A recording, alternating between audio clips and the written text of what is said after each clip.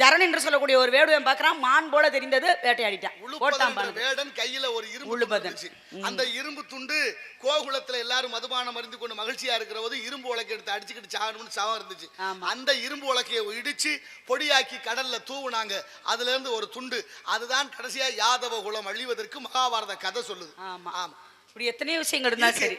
ஒரு இப்ப கிருஷ்ண பரமாத்மாவை எடுத்துக்கிட்டோம்னா, கோபியர்கள் கொஞ்சம் ரமணனாக இருந்தவர்.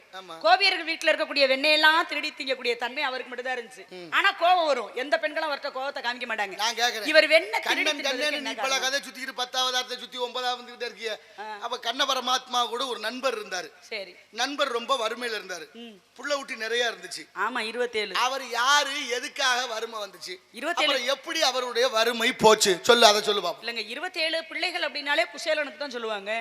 குசேலன் 27 பிள்ளைகளை கொடுத்த பெத்தாங்க. ஆனா வயிற்றுக்கு உணவு, உடுத்த உடை இருக்க, ஆனால ஒரு இருப்பிடம் இல்ல, வறுமை ரொம்ப. அப்ப அவருடைய மனைவி சொல்றா, எங்க துவாரகையில உங்க நண்பன் இருப்பதாக சொல்றீங்களே, உங்க நண்பர்கிட்ட போய் ஏதாவது ஒரு உதவி கேட்டு வரலாமே அப்படின்னு சொல்லி மனைவி அனுப்புறா. மனைவி சொல்றது நல்ல யோசனை தானே அப்படின்னு நினைச்சு போறாரு. போகும்பொழுது இந்த அம்மா சொல்றாங்க, வெறுங்கையோட போகாதீங்க, உங்க நண்பர் ஏதாவது ஒன்று எதிர்பார்க்கலாம், இருந்தாலும் நம்மள்ட்ட இருக்கிறது அவள் கொஞ்சம் இருக்கு, கொஞ்சம் அரிசி, அதாவது நெல் இருக்கு, இந்த நெல்லை நான் இடிச்சு தர்றேன், அவளாக மாத்தி இந்த அவளை கொண்டு போய் அவருக்கு கொடுங்க. ஏன்னா சிறு பிள்ளையில அவள் ரொம்ப பிடிக்குமா கண்ண பரமாத்மாவுக்கு.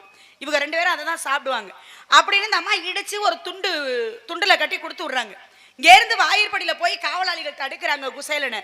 அப்ப என்னை உள்ளரிக்கை விடுங்க, நான் அவருடைய நண்பர்னு சொல்றாரு. உள்ளரிக்கை விடலை, ஏன்னா இவ இருந்தது பரதேசி கோலத்துல. இப்ப கிருஷ்ண பரமாத்மா அரியணையில இருந்து